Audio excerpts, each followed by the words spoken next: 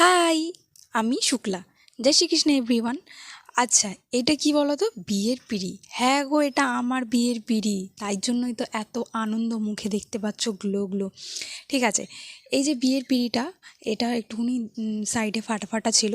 তা অ্যাকচুয়ালি কী বলো তো, আমার বাবা তো কাঠের কাজ করে, তা কাঠ মিস্ত্রির মেয়ে হয়ে এইটুকুনি জানবো না সেটা তো হতেই পারে না। তাই কাঠের গুঁড়ো, ফেব্রিকল, আঠা ভালোভাবে মাখিয়ে কাঠের সাইডে ভালোভাবে ওটাকে পেস্টিং করে সুন্দর করে রং করে শুকিয়ে নিয়ে তারপরে হোয়াইট পেন্সিল দিয়ে সুন্দর করে মার্কিং করে নিয়ে আলপনা করা স্টার্ট করে দিয়েছি।